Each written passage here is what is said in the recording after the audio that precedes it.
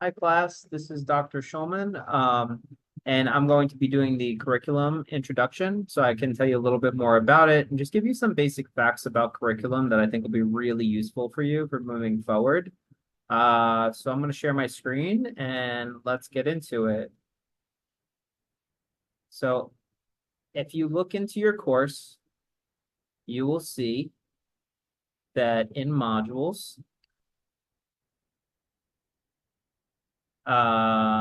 we just went through the regular introduction and you've done your pretest and looked through all the different assignments we have. And we're here in curriculum. So basically the course is broken up into introduction, curriculum, instruction. These are all the math content topics that we'll go over, as well as assessment, and then the final. So subject to change. I'm still working on it a little bit, but this is how pretty much it's going to go. So what do you have to do in the curriculum one? So the curriculum pretty much is, these are the 4 parts that you're going to be tested on in your praxis exam for licensure. Then I asked you how to sequence examples in a lesson. What does that mean? How can you set up a good lesson where all of them kind of get a little bit harder as they go along with like a good do now that like kind of brings in stuff from a previous lesson, and how to just make them get a little bit more challenging as they go through it, how to sequence lessons in a unit.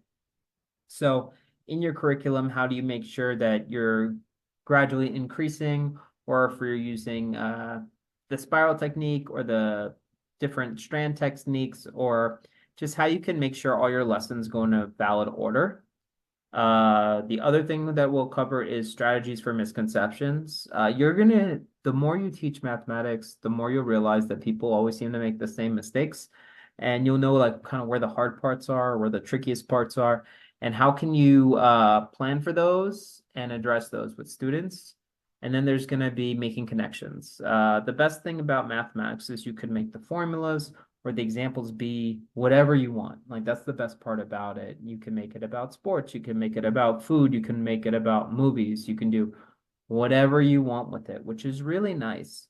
So all those connections to other things will be useful.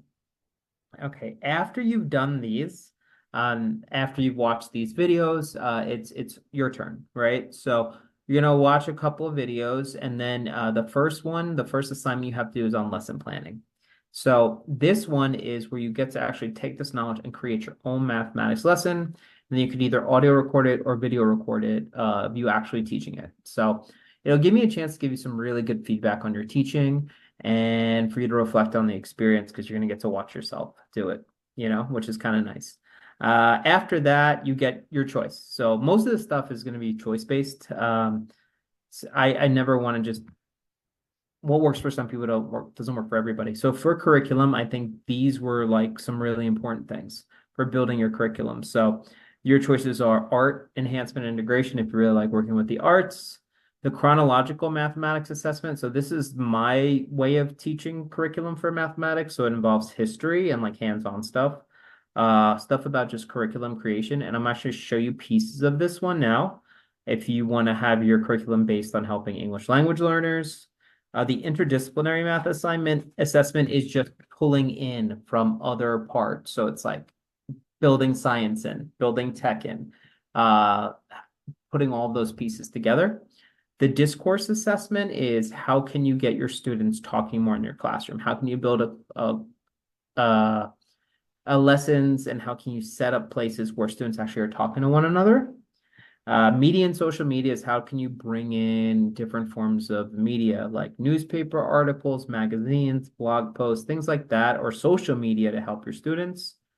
Tools and calculator use, that's just trying to teach students about different manipulatives. I go through tons of different manipulatives, tons of different types of rulers, pipe cleaners, tile blocks, tanagrams, all these things and how to use them. There's a big piece on special education if you want to make sure your curriculum is heavily focused on helping students with special needs. And then there's one on technology enhancement and integration. So that's if you want to make sure your classroom is like, we want to be using the iPads all the time. I want to be having lots of different access to technology. So these are the different options you have. You just have to pick one to complete afterwards. So I wanted to make sure this intro started with like a big piece just on curriculum itself and what it is. So the best thing I can do is just kind of explain what curriculum is and what it does. So I'm actually going to go into the curriculum creation assessment. You don't have to do this one, you know, but it's just like I feel like it'd be a great introduction for me to explain because this whole thing is about curriculum. What does that word even mean? Where does it come from? So I'm going to click here. And this is everything about curriculum that I've found and pieced together from a bunch of various sources, different types of curriculum. And I'm going to go through a lot of it. This is if you want the actual original file, and this is the rubric if you want to do this one. I know curriculum isn't everybody's favorite thing, so obviously you don't have to do this one if art is your bag, or if you really like working with students with special needs, or if, you know, so you have those options. But this is just gonna help explain what curriculum creation is just for this intro. So I'm gonna click this. It's the same document, just easier for me to read over here. So I'm gonna read through this and hopefully I can explain some of this in more detail. So deciding on how to structure your course can be challenging for any educator. How you select and craft the learning goals, attend to time constraints, plan your instructional methods, and have a system in place for evaluating if those learning goals are mastered. So all this stuff is really important. So teaching is hard. I'm not going to lie. I struggle with it all the time. I'm always trying to get better at it. But the main thing is, how are you going to be able to craft your learning goals within the time you have? You only have about 180 days with your students. How can you make sure you maximize that time for them? How can you make sure all your instructional methods are on point? And how are you going to make sure that your students learned what you wanted them to learn? How are you going to assess for that? That all falls under curriculum. This assessment will challenge you to determine what will guide your curriculum planning for your upcoming courses. As an educator, you will determine the definition of curriculum that resonates the most with your teaching philosophy. So I'm going to have a bunch of different definitions in here. For you, it's kind of like a nebulous idea. Like, what is curriculum? We all have an idea. It's like everything that's in the textbook with all the tests and all the quizzes that I'm going to cover, or everything what's in the learning module. Just come up with your own definition for it.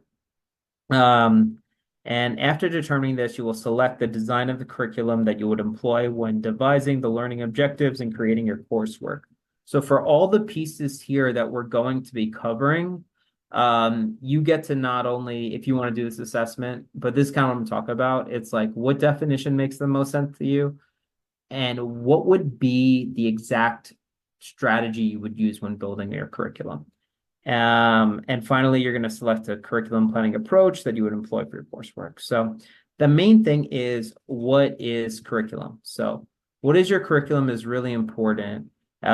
It's got a lot of definitions. This one by Ornstein delineates two major types of curriculum. So it's specific and prescriptive versus global or all-encompassing. So what does this mean? The specific and prescriptive is an organized set of objectives that you plan to meet predetermined outline content standards. So the exact learning standards you're planning to cover, perfectly there, everyone's there. Now, a global and all-encompassing refers to the learner's experience of any comprehension of goals gained inside or outside of the school, as long as it was part of the curriculum. So you can make it as specific as you want, or you can use kind of broad strokes for what you think the curriculum should be holding. It's like, I want to make sure that my curriculum attends to lots of culturally based objectives. And you can be like, I want to make sure that every single part of my curriculum has this major focus. So those are the way that Ornstein breaks them down, but it's up to you. So there's other definitions here. So you can click this link and see a bunch of other definitions. But here's somebody else, because there's a lot of different definitions. So Olivia lists this variety of curriculum definitions that display how this concept can be viewed differently. So that is what is taught in schools: a set of subjects, content, a program of studies, a set of materials, a sequence of courses, a set of performance objectives, a course of study, is everything that goes on within the school. And this includes extra class activities, guidance, and interpersonal relationships, everything that is planned by school personnel, a series of experiences undergone by learners in a school, that which an individual learner experiences as a result of schooling. So that's a whole lot. To me, this seems like specific and prescriptive, but everything's a little bit different as you go through it. Now, Wilson has a different, so Wilson's more global and encompassing approach. And this refers to curriculum containing other elements such as society, politics, and the elements in tandem. So anything and everything that teaches a lesson, planned or otherwise. Humans are born learning, thus the learned curriculum actually encompasses a combination of all the following: the hidden, null, written, political, societal, etc. Since students learn all the time through exposure modeled behaviors, this means they learn important social and emotional lessons from everyone who inhabits the school, from the janitorial staff, the secretary, the cafeteria workers, the peer, and from the department. Conduct and attitudes expressed and modeled by their teachers. Many educators are unaware of the strong lessons imparted to youth by these everyday content. Well, I might as well just tell you what I prescribe to in my own view of the word curriculum. To me, it's this. It's anything that's specific. It's like all of the learning objectives that I plan to cover, the tests that go along with it, as well as all the pieces. For this course that I'm building right now for you, I built the curriculum based on all of these assessments and the exam. And I use the exam as your licensure exam as the guiding place for my curriculum. That's where I got all the standards information from. Why'd I do it that way? I think it's more important that you were able to become a teacher at the end of this course. That's my goal. If you want even more information or anything else as you go through it, just reach out to me. I'm more than happy to help you with any more of the map or any more of the other ideas as you go through it. All right. So Wilson breaks down different types of curriculum: hidden, societal, political, used in schools. So if you like Wilson, if you want to make your curriculum based on this, you can look further into it. So I think the big idea is we have this kind of concept of curriculum, but how is it designed?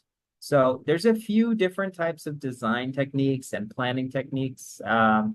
So Schweitzer explains curriculum design as a term used to describe the purposeful, deliberate, and systematic organization of the curriculum, the instructional blocks. In this course, you could think of them as those three big modules that I put together. You've got one for curriculum, one for instruction, which is all the content, and one for assessment. That's how I broke it down. In other words, it's a way for teachers to plan instruction. When teachers design a curriculum, they identify what will be done, who will do it, and what schedule to follow. All right, so there's three types of curriculum design. We've got subject-centered, which is the list of content specific to learning standards. We have learner-centered. So the one that we're doing right now is subject-centered. Learner-centered focuses on specific student abilities and interest. Now, I'm trying to use some learner-centered in your course. Why is that? I'm trying to give you choices. I'm trying to give you as many choices as I can throughout the course.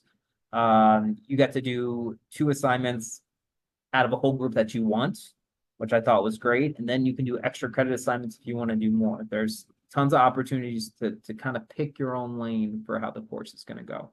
The third one is problem-centered, utilizing a real-world situation, current events, or future scenarios to guide the course. So I kind of used all three. What is the problem-centered? I used the future scenario of you actually having to take the exam. The other ones that I've done are predetermined, the list of content, and things along those lines. I'm just going to pause this for 1 second. All right, sorry about that. So getting back into it, let me just share my screen again.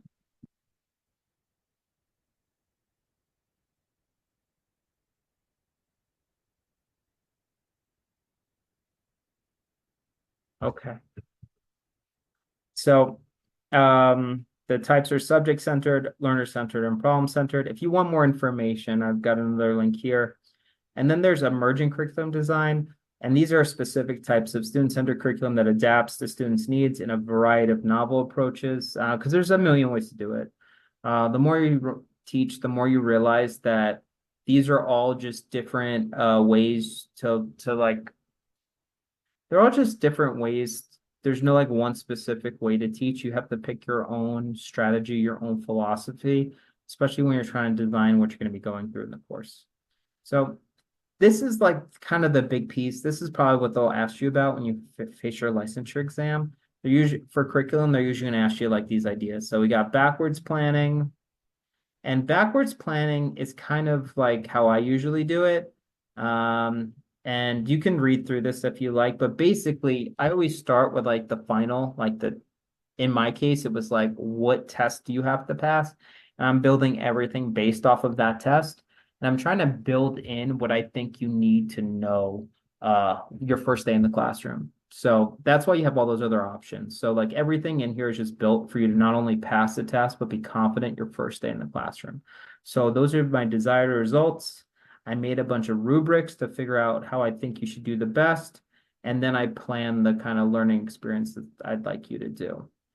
So that's the backwards planning approach. I think this idea is really nice. So you have to identify the outcomes first, and then you work backwards. There are 3 links that describes the backwards planning process, equip videos, diagrams, examples, the benefits and challenges. So there's a link from Vanderbilt you can watch. I got 3 videos if you like to backwards plan design. A lot of this is done on the spiral curriculum. So this was Bruner. And if you look, your course actually has a picture of Bruner because I think he's great. So the spiral ones means that you're constantly going back or constantly spiraling back to hit these things, but every time you're doing it like a little bit more challenging. So we got basic principles, then we have a story. So this is if you were going to be doing a spiral curriculum of computer programming. But notice that you're hitting the same sorts of ideas as you go through it from school to the university level. And then we have the strands. So the strands are pretty interesting. And I'll talk a little bit more about it. But basically, you keep hitting, for spiral, you keep hitting the same topic over and over again, but each time it just gets a little bit harder. The strand is you hit the topics over shorter periods of times and coming back to them with added complexity. You're putting new pieces into the strand as you go. And are covered in depth for a long period of time. So each lesson is focused on multiple skills and topics in tandem. So you're basically putting a bunch of different things. So the spiral hits topics over shorter, coming back with them complexity.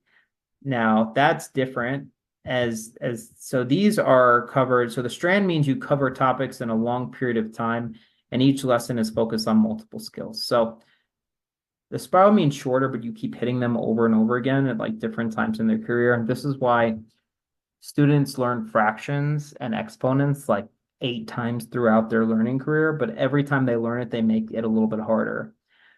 Even though I'm a huge fan of Bruner, I'm not the biggest fan of this approach. I feel like if we can teach somebody exponents or fractions really, really well, we don't have to do it again. So I actually like the strand better. So you'll see in a lot of the lessons that I do throughout this course, I'm going to take an idea and go super in depth in it.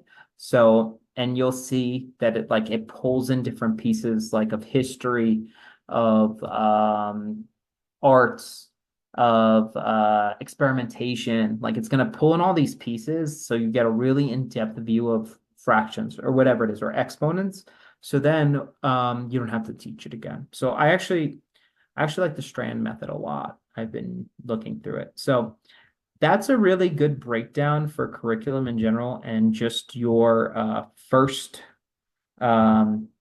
piece that we're going to go over. So how is it going to go? We just did the introduction. The next, I'm going to actually show you a lesson of mine, and I'll show you kind of how like the examples in the lesson just get like more complex over time. And then I will show you a unit. I'll show you how to build lessons in a unit and throughout these. Feel free to reach out if you have more questions or any concerns, and enjoy your day.